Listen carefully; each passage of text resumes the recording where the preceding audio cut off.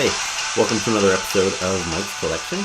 I'm Mike, and I've got a special episode for you today in that I have my very first guest, which is very exciting.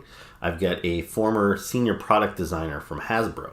So this is the real deal. This guy has worked on a number of the toy lines that I collect. He has, directly designed figures in my collection, like these guys here. And the way this conversation came to be is Bobby's no longer with Hasbro, and he's now started his own toy company called Valaverse, and his first toy line is just about to launch. It's called Action Force, and he's been on multiple podcasts the last couple of months and some other YouTube shows promoting his upcoming toy line. And I talked about it in one of my previous videos, and I messaged him and just said, I'm excited about your new line. I hope you don't mind that I use some of your promotional images to talk about it on my show. And he was like, no, thanks, I appreciate it. If you'd like, I could come on to the show and talk about it. So that was maybe 2 months ago. It took us a little while for this to come together. But the timing is good because he's about 2 weeks out from launching his Kickstarter campaign. So I know I'm very excited about the line, and it was great to have him come on here and talk about it with me. Now, if you're interested in the line, chances are you've already seen Bobby on some of these other shows and other podcasts. I tried to not just repeat everything that's been said already, but if you're not familiar with it at all, I hope you enjoy the whole conversation. For probably the first half of the conversation, we just talk a little bit about his background and some of the other lines he worked on, like G.I.Joe and Marvel Legends. And then the second half of the conversation, we really get into talking about Action Force. Now, I had intended to kind of ask him to provide some background, some detail on each of the individual characters. But we didn't really get around to doing that. But I really wanted to make sure I showed you some of the artwork and the concept sketches for this line to make sure you get as excited about it as I am. And since there was really not a great spot anywhere within the interview to stick these images, I just wanted to talk a little bit about them right now. So let's take a look at some of the artwork, which can be found on Bobby's website, which is valaverse.com. So this here is a map of Bobby's fictional new world after the United States have broken apart and each state is its own republic. You can read that whole storyline on the website. This here is one of the images that provide a breakdown of the articulations, so you can see all the different pieces for the figures. He's got one of these images available for all of the different figures on his website right now. Now this here is Condor. This is the first member of Action Force, which is the good guys, I guess, or kind of the G.I.Joe team in a way. This here is Downrange, another member of Action Force. He's got kind of a roadblock vibe to him there. This here is Eclipse. This is the only female character that he's revealed thus far. This is the one probably I'm most excited about. I think that's a great design. And you'll see here she's got two alternate figures. So there'll be two different versions of Eclipse available in the Kickstarter, and both look great. And then this here is the last member revealed thus far. So this is High Point, kind of a basic military guy, but another member of Action Force, which is one of 4 factions that Bobby's revealed so far. This guy here is a Swarm Trooper, which is one of the other factions, the Swarm. So this is kind of an army builder, Cobra Trooper type character. This is Karak. He's the leader of the bad guys, which I believe is called the Garrison. These are the guys from kind of the new Republic of Texas. And then this guy here is Bone Collector, and he's from a group called the Brother of Bones, which, if I had to compare to G.I. Joe, he's maybe like the Zartan that kind of leads the Dreadnoks, a sub-team hired out by Cobra. And this here is just some of the packaging artwork that Bobby has done as well. Okay, so now that you've seen the images, and I'm sure you're excited to hear more about the line, let's get right into my interview. So this here is Bobby Vala. So once you're at Hasbro, you were the senior product designer. Yep. Yeah. And so I know you worked on Marvel and G.I. Joe. Yeah. Any other cool brands that you worked on other than, or were those the main ones? Star Wars, Transformers for very short periods of time, but Marvel was the most, and then G.I.Joe I had my hand in a bunch. So you worked on the 3 3/4 inch Marvel line. Was that mostly, and then you moved on to Marvel Legends the 6-inch later? Yeah. So when I first got on the Marvel team, I was doing the 3 3/4 inch Legends. Well, they were called Infinite at the time. Yeah. But it went from Universe to Infinite to Legends, and then I did a lot of like kid-focused Spider-Man products. So I handled all the Spider-Man product for like Amazing Spider-Man 2, and then the animated series after that, and then trying to think what I went on to after that. Guardians of the Galaxy 2, Black Panther. So I handled all the product for those movies, and then Avengers, Infinity War, and then Avengers Endgame. I did all the kid product for it. Some of the stuff you worked on is still just coming out now, right? Like I think I heard you talk about Scorpion and all that stuff. Yeah. That wave of Spider-Man Legends, some of the 80th anniversary figures, the Endgame Gauntlet. But a bunch of that stuff is just starting to trickle out now. Well, 3 3/4 was successful because there was nothing else for people to buy. So 3 3/4 became huge. And then Hasbro kind of got greedy, and they were like, well, we want to do 3 3/4 and 6-inch. And I knew from right when they were bringing 6-inch back, I said, well, something's going to lose. That you're going to cannibalize your brand, and your fans aren't going to buy both, So 3 3/4 kind of lost out, but also they dumbed down 3 3/4. It became a shell of itself. So like the first year I got to work on it, I was still working on really great figures. Like Deathlock was my favorite figure, and that was still on Deathlock and Death's Head are probably my two favorite figures. At Ares.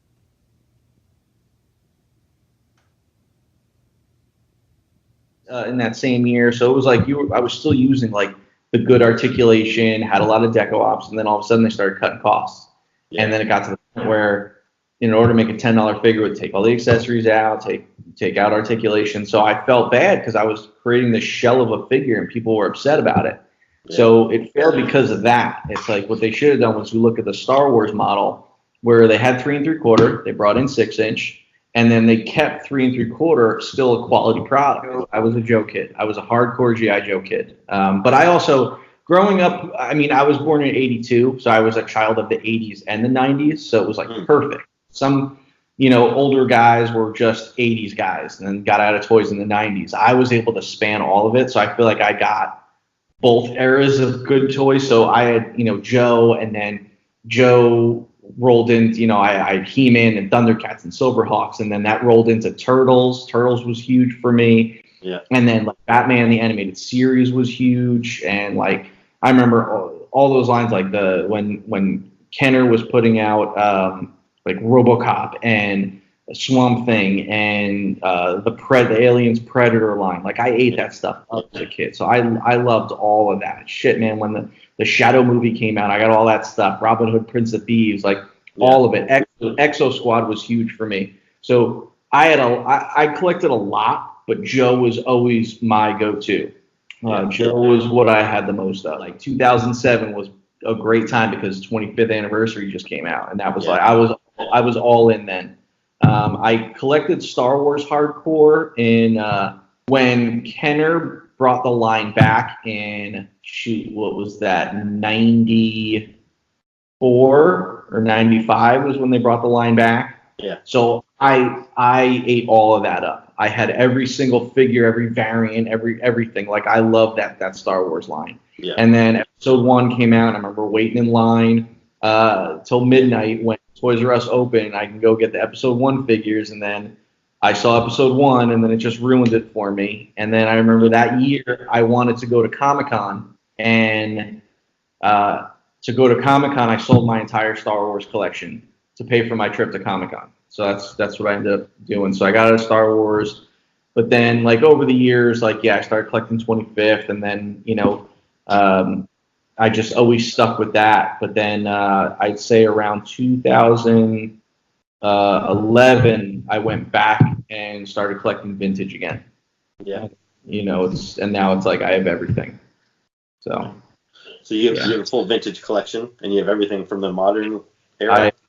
Everything from 82 to 94, every figure. Every variant, all the file card variants, my collection's ridiculous. Every vehicle, and then everything after. I don't have anything. I have a few things from like the 97 era when they were doing the 2-packs and 3-packs, but then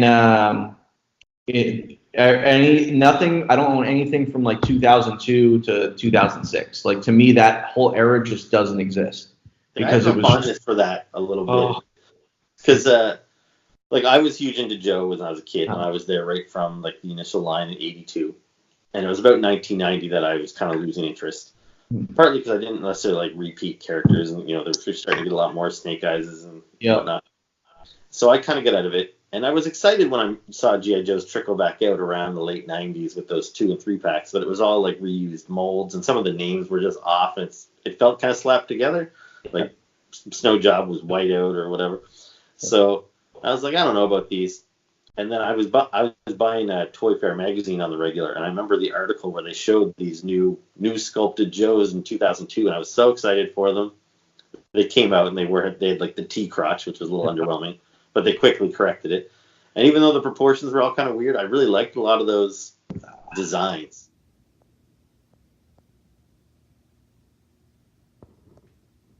So I was totally happy and ready for the modern era when that kicked off in 2007. But I wish they'd, like Hasbro, you guys had done more of the new sculpt era characters in the modern era. I was always happy when I saw a character like Wide Scope or somebody that found their way from that era into the modern line. Yeah, no, I thought it was all garbage. Like the guys in the Joe community laugh at me. They're like, don't talk to Bobby about that era. Because they're even like some of the club figures that I helped work on. It's like I worked on some of the figures from that era that they brought in. But yeah, to me, it's like, I guess they came up with cool characters, but they were just executed so poorly that I just can't get into it. So. How did it work with, like, so you worked at Hasbro, and then the club, like, so I know you worked on some figure subscription services. Did you work on like any of the convention sets and stuff as well, or? Not the convention sets. No. Okay. Just the FSS figures. So how did that work? Like, is Hasbro lending you out to them, or is that freelance work, or how's that? Was because Hasbro has to approve everything. It's just like when I was at Marvel had to approve things. But because the club licensed it from Hasbro has to approve all the the figures and designs and things like that. So when I was on the Joe brand, I was sort of acting like the approval for, like, I was doing the approvals for the club stuff. So Daryl DePriest got me involved, and Mark Weber did as well, and I was doing the approvals for the club stuff, and then little by little I was helping them with character selection. Then it got to the point where I was like, hey, if you guys need help, I'll help you with builds and inputs. And before you know it, I was doing I think FSS 7 and FSS 8 I did half the waves, the builds and the inputs and things like that. So I helped out with a good amount of that stuff. And then the final 13 I did a bunch of them as well. So it was fun to kind of help tackle that stuff. It was a good time. From the Marvel brand and from the G.I. Joe brand, what were the ones you're most proud of that you worked on and had some good input in? Yeah, I mean, the Infinity Gauntlet is definitely one of my favorites. All that role play stuff was great. I got some fondness for something like, for Guardians 2 Dancing Group, because it won a Toy of the Year award, and it was really rare to kind of win one of those. But Joe, it's like the Missile Command headquarters was by far my favorite item I've ever worked on out of all the items I've ever worked on.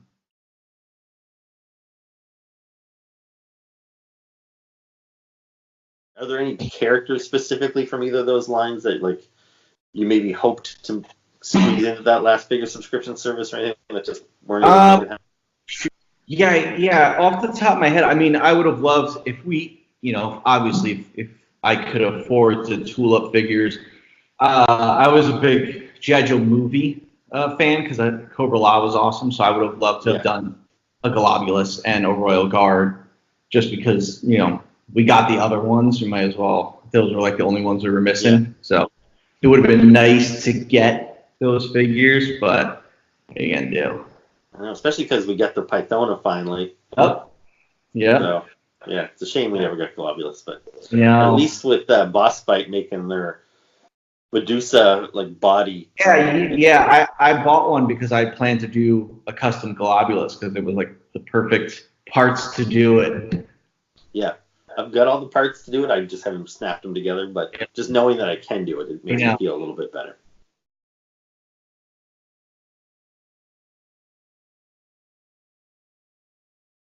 Who was your favorite Joe and your favorite Cobra?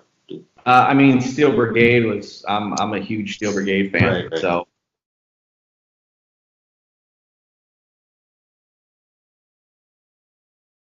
as far as Cobra, I'm a big Destro fan.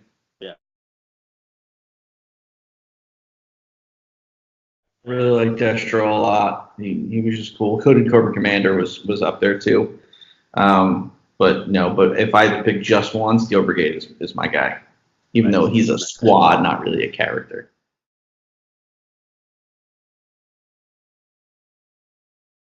Okay, so the premise for Action Force is the United States are no more. So following the dissolution of the federal government, all 50 states declared independence and began to govern and defend themselves as individual republics. And the superpower formerly known as the Republic of Texas declared themselves an empire, now known as New Colonia.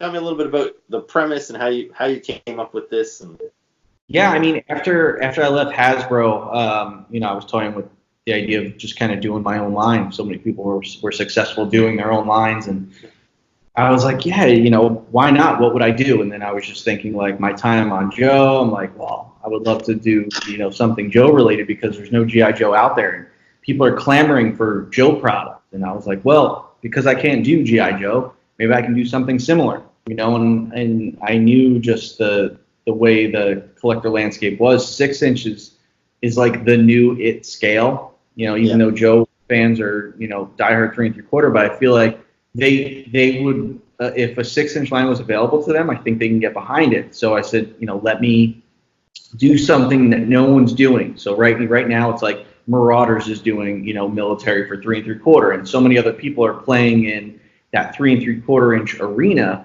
I didn't want to kind of mess around in there, so I was like, there's no military 6-inch, so that's what I'm going to go after. And then I started coming up with an idea, coming up with the premise, coming up with the characters, and then I found a way to find some abandoned trademarks, and I just happened to get Action Force because I thought it was a perfect fit to tie into Joe without calling it G.I. Joe. But this line I wanted to be for G.I. Joe fans and fans of 6-inch and fans of just action figures in general. But I wanted it to kind of have that loose affiliation with G.I. Joe. So I think of this as like a reboot of Action Force, a modern day Action Force. So I started doing it, and things just started heating up from there, and people started kind of really liking it. Got the website up, social media, and it's like the reception to it has been awesome. And now, I'm so close, only a few weeks away from launching the Kickstarter. It's like if you saw my social media today, I saw, the first 3D prints of the sculpt. So that was a huge day today. To see physical models of these things for the first time. So I'm seeing this all come to life, and it's so awesome. So I can't wait to get those parts next week, and then they'll go off to the hand painter, and he'll paint them up. And then as soon as he's done painting them and taking pictures, the Kickstarter goes live. So I'm aiming for the second week of June, and sit back and hope that this thing doesn't crash and burn. Hopefully people get behind it. Hopefully people love it. And then, it's really successful because I have plans to do so much more. And there's so many more characters, and I want the story to evolve, and I want to do web comics, and there's just so much more I want it to be than just a figure line. I created this thing so it's like an intellectual property, not just just a figure line. So hopefully, fingers crossed, everything goes well. People dig this line. Yeah, I think it looks awesome. I'm pretty excited to dive. So with Kickstarter, so are you doing it for 30 days? That seems to be the standard. Yep, 30 days. Yeah. Does Kickstarter put that on on people that are doing projects, or is that just kind of self-imposed? You can pick how long you want to do it for. I don't remember what the options were, but I thought 30 days was enough. I didn't want to go longer than that because I figured, well, if I can't fund in 30 days, then I probably won't fund it all. So yeah, I feel like 30 days was a perfect time frame. But I have some really, really cool plans for it to keep, boosting kind of interest in the Kickstarter. So, the initial launch will be big. And then right before Joe Fest, I'm going to announce what the Kickstarter exclusive figure is.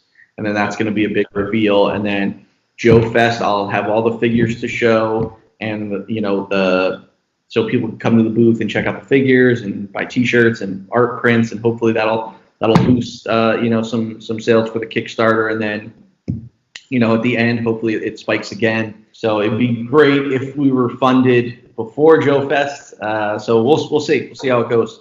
A friend of mine's like, oh, you're gonna fund in a week, and I'm like, I don't know about that. Let's keep optimistic but realistic at the same time. I have 30 days. Hopefully, as long as it funds within 30 days, that's great. But I want it to be successful. But I definitely have big plans. So things are going to start heating up big time in these next few weeks. So it's going to get crazy. And then I'm going to be all stressed out when I'm watching the Kickstarter every 5 minutes. So how many? So you revealed a certain amount of figures so far. There's like 7 or 8 that you've shown. I think so. I can't remember exactly how many I showed, but a good amount. But I never said which figures are going to be in the initial goal. I've kind of kept that sort of a secret, so people see the characters that I unveil, but they don't know if it's going to be a stretch goal, if it's going to be an initial fun goal figure. So people won't see that until it actually launches. So how many figures are in say you just hit your funding, how many figures are there? So to the initial fun goal, there's 5 figures. So there's 4 figures and a Kickstarter exclusive. So when it first launches, you won't know what that 5th figure is until right before Joe Fest, and I'll announce it online, and then you'll see it, and then I'll be able to show that figure at Joe Fest. But I think if all my stretch goals are hit, I think there's 18 figures. I think. Yeah, something like that. But the first 5 are awesome, and then the first few stretch goal figures are really great. The good thing, if there's 18 or so, now you've shown us 2 different eclipses. Are there going to be other characters that we might just see in alternate costumes, or is it mostly all unique characters? I believe she's the only one that has an alternate version. So we don't want to get too carried away. There was 1 week where I was doing alternate versions for every character, and I'm like, well, I don't want to do that yet, because it's like you were saying when you were a kid, it's like you didn't want a bunch of different versions. But eventually, down the road, I might do some alternate versions of characters, but I'd rather give new unique characters over just an alternate version of a character. But Eclipse, I felt like she was such a strong character that I feel like she would warrant a second one. So one of her, I'm looking forward to the most right now of the initial assortment. Yeah, she's been a fan favorite, her and Bone Collector. But you don't know if they're going to be stretch goals. You don't know if they're going to be initial fun goal figures. So just have to wait and see. All right. Well, yeah, I'm pretty confident seeing how, because I've backed a lot of these Kickstarters. I've been getting Mythic Legions and Marauders and the boss fight guys and stuff. So yeah, based on the quality of the stuff that you're showing, I've got no worries about it not being funded, because even some of the ones that are less exciting, are getting funded. So yeah, I hope. It's kind of one of those things where I'm confident in it, but at the same time I'm also nervous, because it's you don't know. I could put this line out, and who knows, maybe a couple hundred people will be into it, but maybe I'm just wrong, and a lot of people aren't into it. So it's just kind of we'll wait and see.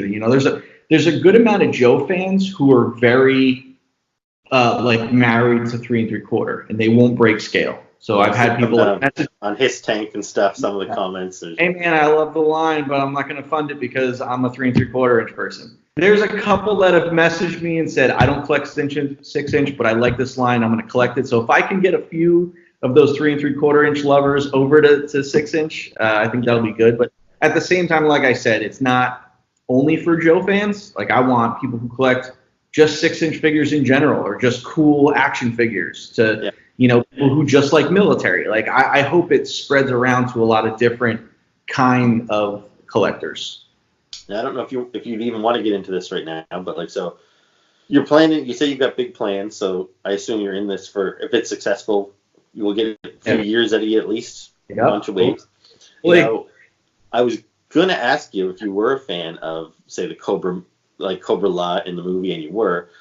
So, like, do you see this staying strictly realism, or could you go a little sci-fi or zombies, or like, are you willing to go fantasy a little bit, or are you going to stick strictly military? I'm definitely not shutting the door on anything. I mean, Joe did it. Joe did it successfully. I mean, they didn't go crazy for a while. Like, you got to think, like 82, 83, 4, 5, 6. Movie didn't come around until 87, so they had a good solid 5 years of strict military. And then after 87, that's where you got a little crazy. 88, 89, you got brighter colors, you got more out there characters, Raptor, weirdo character, Crystal Ball. I don't see a reason why I wouldn't not think about any of that stuff. There's all sorts of different genres you could do. You can do, robot cyborgs, that kind of thing. There's, tons of options. People love zombies, but I don't, you can do something like, the Mountain in Game of Thrones, where he's like, kind of like this, not like a dead zombie, but like a brainwashed kind of, brought back from the brink of death kind of trooper. So there's tons of ideas that I have. There's one idea that I definitely want to bring into year 2, hopefully, fingers crossed.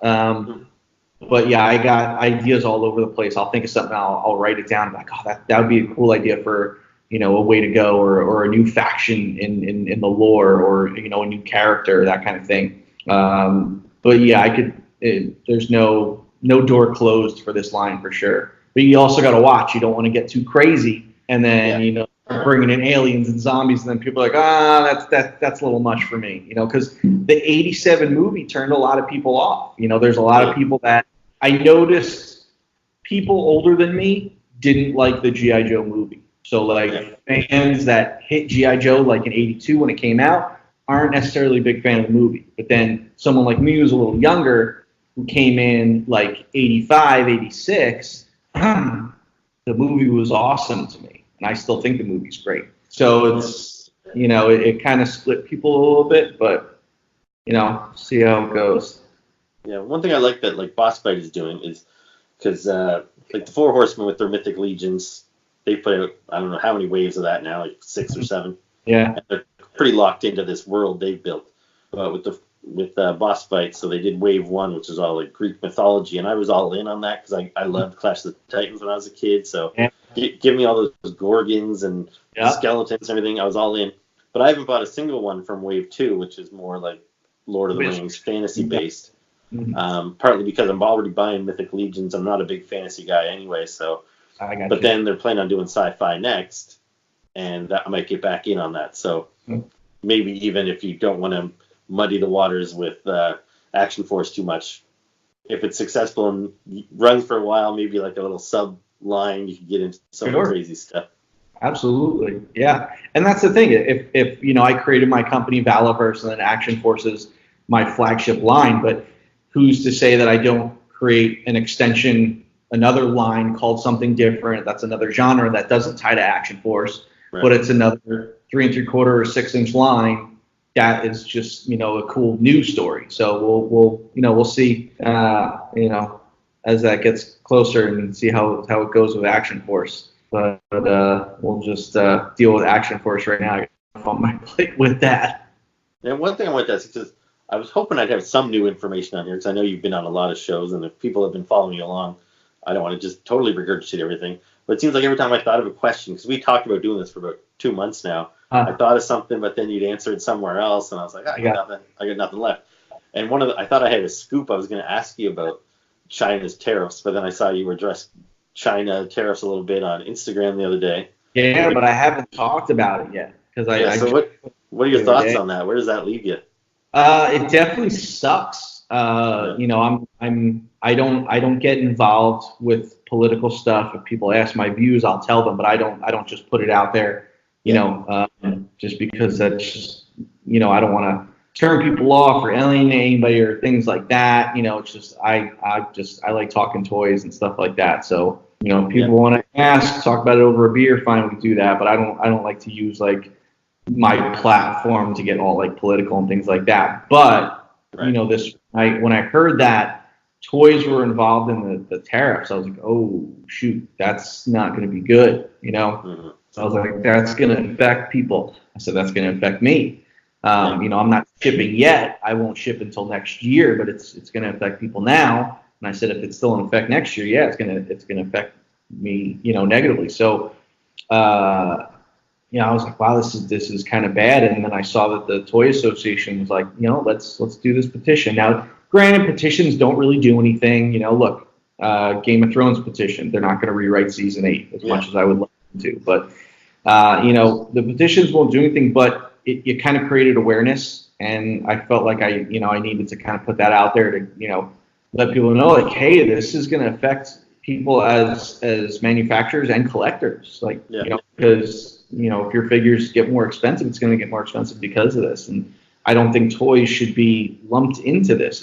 It's toy product. It's making people happy and it's enhancing kids and collectors and things like that. So, you know, I just kind of threw it out there, and the support that people showed for it has been great. You know, if I can kind of help do my part, and you know, people shared that page all over the place, signed it, sent messages. And it was great that people, you know, backed it and that kind of thing, because it's really important for sure. So I hope that kind of changes. We'll see how things go. You know, maybe, you know, the government will realize that, you know, maybe toys don't have to be in there, or some other things don't have to be in there. Maybe, you know, they'll come to some resolution, but, you know, hopefully it doesn't negatively affect people too much. You know, guys doing Kickstarters now and who are about to ship now and that kind of thing.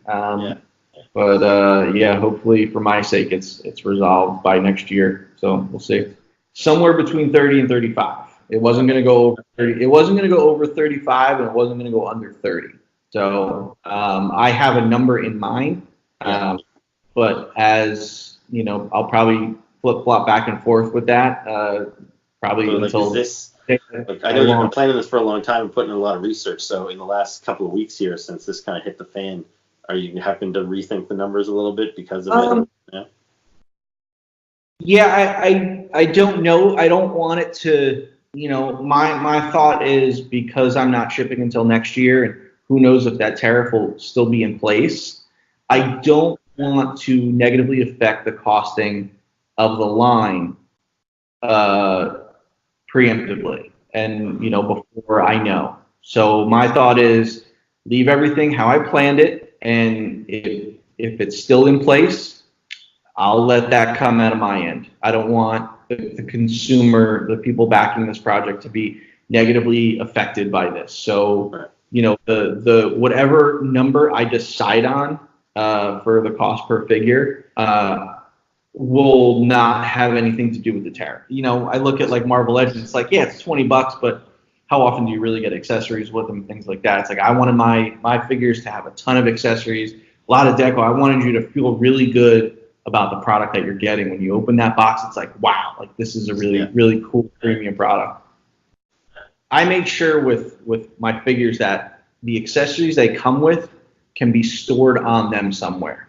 So, you know, they come with a knife and a pistol and a rifle, and even if you saw on them, the magazines are removable from the rifle, but there's also pouches on the vest that the magazines can slip into. So, you know, Pursuit of Cobra figures were great, but they came with a ton of stuff, and it's like, I don't want all that stuff to just be lying around or thrown in a bin somewhere. So I make sure that everything can fit on the figure. With your figures, how are they gonna look as far as like G.I. Joe's and like boss fight stuff has got that kind of slick sheen, where like a McFarlane figure or a Mythic Legions has got that kind of more matte finish, which is what I imagine it would look like, but maybe you can clarify. Yeah, I like the matte look. I want the figures to look realistic. So, if their BDUs, their uniform, that's a matte finish. So I want them to be a matte finish, skin tone. Vest. There's not much in military that has a semi-gloss or a gloss finish. But I plan on adding a lot of textures in there, just because I want things to look different, look real world. So yeah, they'll definitely have more of a matte look for sure. And with Eclipse, you've shown one of them. She's got like a scarf. Is that soft goods or is it going to be a sculpted? No, that's going to be a soft PVC. So she'll have like an alternate head. So her regular head, and then she's got it around her neck. That'll be a soft PVC piece. But then she's got the alternate head where it's wrapped. That'll be an alternate head that you can put on the figure. Okay. Yeah. Cool. You think we'll have? Are there going to be other figures with alternate heads? Do you think? Or because I know you've addressed that you don't want this to be like a Marauders, like a customizable line necessarily, but it is nice for somebody if I wanted to buy, a couple different high points just to help support the line. But maybe if he had like a masked head and an unmasked head, just things that I could display him as different guys. So a good buddy of mine who's helping out, kind of consulting with the line, he said to me, he goes, I know you don't want to do the customizable route, but you should still kind of give those kind of people, like that troop builder avenue.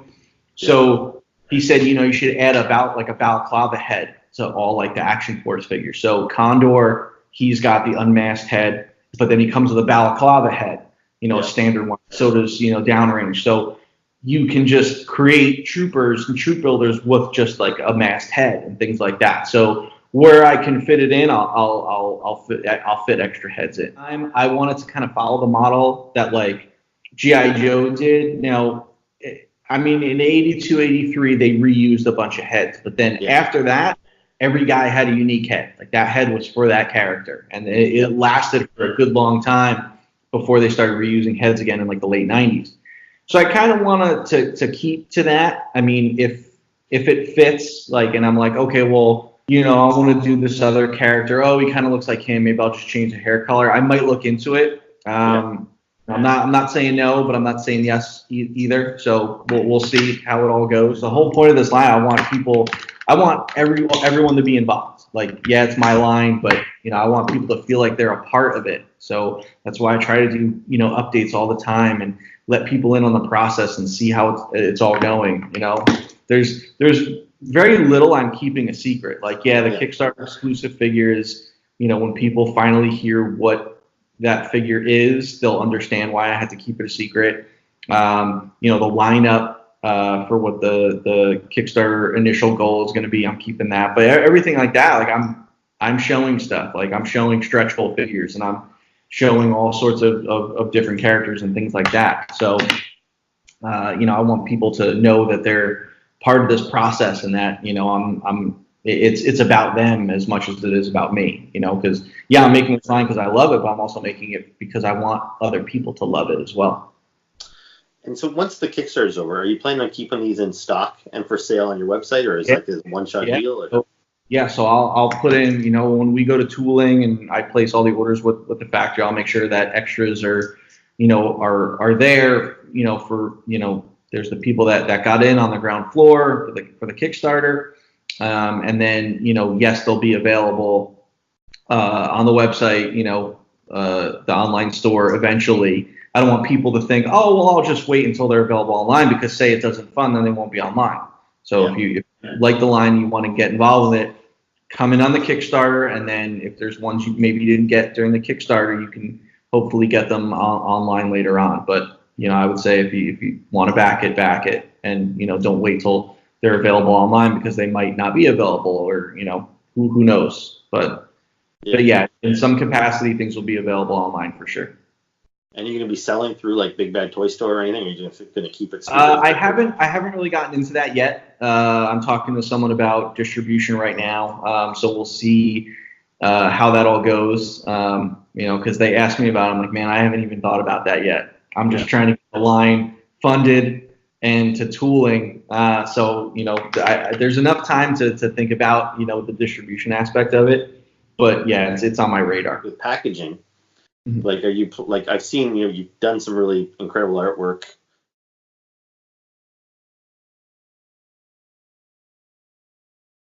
for the characters. Is that probably going to be what we're going to see on the packaging for each character? Because once I started, drawing some of the character art, I'm like, well, I kind of want to do the package art too. I want to, I want to do every aspect of it. So most likely the package art will feature my artwork on there. So once the figures are kind of in the factory at China, then I'll have time to address the packaging. I have an idea of the kind of box they will be in. But then, I got to focus on what the actual look of the artwork is going to be and that sort of thing. So that'll be a fun process. Do you figure, like, you've got the bios written too? Do you think there'll be some sort of file card on the package as well? I said from the start, I want these figures to have file cards because to me, a Joe is so important to have its file card. It's the way I display them. And, with these figures, they're not going to be meant to be a mint in box figure. Like, I don't want people to buy these just to keep it in the package. These figures are going to be meant for play and display, and that file card on the back is going to be meant for you to cut it out. Chop up your package, take your figure out, and display it like that. But yes, they will definitely 100% have file cards. Now, I'm not a carded collector. I have a few things that you can maybe see that I pin up on as a border, really, but I open pretty much everything. So I don't really care about that stuff, but I do like or appreciate that some of these other Kickstarter ones have done the kind of resealable packaging. So it's a blister card that kind of just slides out the back, so you can open it up, play with it, and then still basically have it mint on card. Is that something that you would consider? Yeah. When I was talking with my consultant with the factory, we looked at a couple different examples. Because Boss Fight and Mythic Legions do that sliding blister, which is really nice. But I wanted to go with more of a box. So if you've seen the articulated icons, my box is going to be similar to that.